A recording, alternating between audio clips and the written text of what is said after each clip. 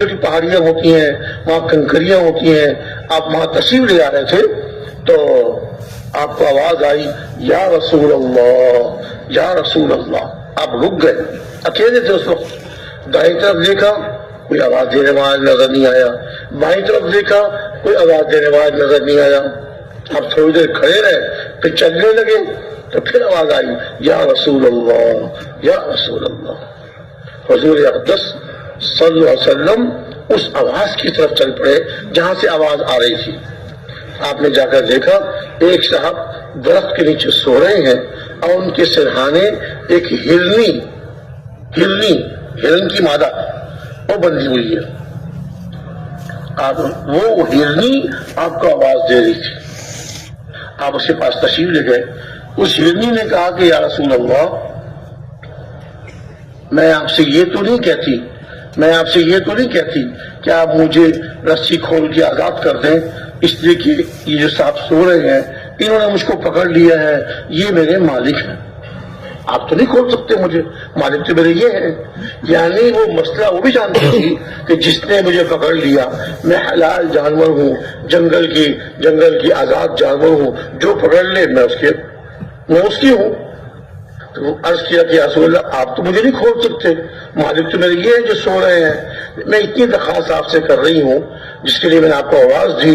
کہ یہ سامنے پہاڑ میں غار ہے، اس میں میرے چھوٹے چھوٹے بچے ہیں، آپ مجھے تھوڑی دیر کے لیے کھول دیجئے، میں جاؤں غار میں اپنے بچوں کو دودھ پلا کے واپس آ جاؤں، میں غار میں جا کر اپنے چھوٹے چھوٹے بچوں کو دودھ پلا کے واپس آ جاؤں۔ آپ نے شاعت میں واہ بھائی واہ، میں تجھے کھول دوں اور تو غار میں چلی جا، اپنے بچوں کو دیکھ کے ان کی محبت تجھ پہ غالب آ جائے اور تو واپس نہ آئے۔ اس نے کہا نہیں یا رسول اللہ ایسا نہیں ہوگا،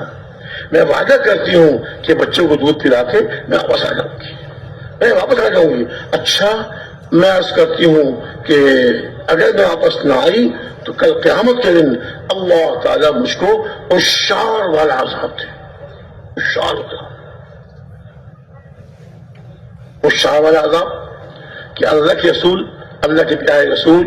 صلی اللہ علیہ وسلم اپنے صحابہ میں سے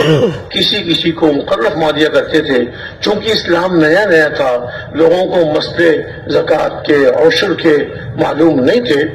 تو آپ مقرر فرما دیا کرتے تھے۔ وہ صحابی جاتے تھے، باغوں والوں کو ان کا عشر بتاتے تھے کہ تمہارا اتنے پھل اترا ہے، اس میں اتنی اس میں عشر آئے گا، اور جو ہے وہ اتنے کا آپس اونٹ ہیں ان میں اتنی زکوٰۃ آئے گی، اتنی بکریاں ہیں اس میں اتنی زکوٰۃ۔ تو عشر وصول کرنے والے، زکوٰۃ وصول کرنے والے ان کو عشار کہا کرتے تھے، عشر وصول کرنے والے۔ اور اب یہ عشار چونکہ صحابہ کو عام طور سے مسئلے معلوم نہیں تھے، تو عشار اگر کوئی ان کو تحفہ دیتا، آپ آئے ہیں ہمارے پاس لیجیے ایک بکری آپ کو تحفہ، ان کے لیے زکوٰۃ تھوڑی بتاتے ہیں، اور جو تحفہ نہ دے ان پہ زکوٰۃ زیادہ بتا دیتے ہیں۔ یہ خیانت تھی، صحابوں کو معلوم نہیں تھا کہ کیا صحیح بتا رہے ہیں، کم بتا رہے ہیں، زیادہ بتا رہے ہیں۔ جو ان کو تحفہ دے دے اس کو زکوٰۃ کم بتائی، اور جس نے تحفہ نہیں دیا اس کو زکوٰۃ زیادہ بتا دی، یہ خیانت تھی۔ تو فرمایا کہ جو عشار خیانت کرے کل اللہ تعالیٰ قیامت کے دن اس کو دردناک عذاب دیں گے۔ یہ ساری بات ہندو کو معلوم تھی، جانوروں کو معلوم تھی۔ اس نے کہا رسول اللہ اگر میں اپنے جانوروں کو دودھ پلا کے واپس نہ آئی تو میں اللہ سے دعا کرتی ہوں کہ اللہ تعالیٰ میری اس وعدہ خلافی پر مجھ کو قیامت کے دن عشار والا عذاب دے۔ حضور نے جب یہ بات سنی اس کی رسی کھول دی،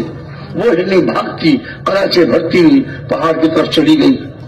حضور وہاں انصاف ماتے رہے۔ تھوڑی دیر کے بعد وہ ہرنی اپنے بچوں کو دودھ پلا کے واپس آ گئی، جو اس نے وعدہ کیا تھا وہ وعدہ پورا کر دیا۔ حضور نے اس کی جب وہ آئی واپس تو اس کی رسی باندھنے لگے جیسے پہلے بندھی بھی تھی۔ اللہ کرنا کیا ہوا، جب حضور رسی باندھ رہے تھے تو جو صاحب سو رہے تھے ان کی آنکھ کھل گئی۔ آنکھ جو کھلی تو وہ صحابی تھے، انہوں نے اٹھ کے دیکھا میرے سرہانے حضور کھڑے ہیں اور حضور کے ہاتھ میں ہرنی کی رسی ہے۔ وہ سمجھے کہ حضور کو یہ ہرنی پسند آ گئی، حضور اس کی رسی کھول رہے ہیں، حالانکہ حضور تو رسی باندھ رہے تھے۔ اب وہ سمجھی، وہ صحابی سمجھے کہ حضور اس ہرنی کی رسی کھول رہے ہیں، وہ اٹھ کے بیٹھ گئے، سلام کیا حضور کو اور عرض کیا کہ رسول اللہ آپ کو یہ ہرنی پسند آ گئی ہے؟ آپ ارشاد فرمایا ہاں مجھے پسند آ گئی۔ عرض کیا کہ رسول اللہ یہ ہرنی میں نے اس کو پکڑا ہے، یہ میری ہے، میں اس کو آپ کو ہدیہ کرتا ہوں۔ آپ ارشاد فرمایا میں نے تمہارا ہدیہ قبول کر لیا، اور اس کے بعد جو رسی آپ باندھ رہے تھے وہ کھولنے لگے، رسی کھول دی اور ہرنی کی پیٹھ پہ ہاتھ مارا، تھپ تھپایا اور اس سے کہا گیا جا اپنے بچوں کو پال اور بچوں کو دودھ پلا، آج تیرے سچ نے تجھ کو نجات دے دی، آج تیرے سچ نے تجھ کو نجات دی تھی، اور اس کی پیٹھ تھپ تھپائی اور اس کو آزاد کر دیا۔ تو میں اس کہہ رہا تھا کہ ہمارے پیارے نبی صلی اللہ علیہ وسلم بھی اور انبیاء علیہ السلام کی طرح جانوروں کی زبان سمجھ لیتے تھے۔ اللہ نے آپ کو عطا فرمایا جو اور انبیاء علیہ السلام کو عطا فرمایا وہ آپ کو عطا فرمایا، اس سے زیادہ عطا فرمایا۔ قرآن پاک میں وہ ساری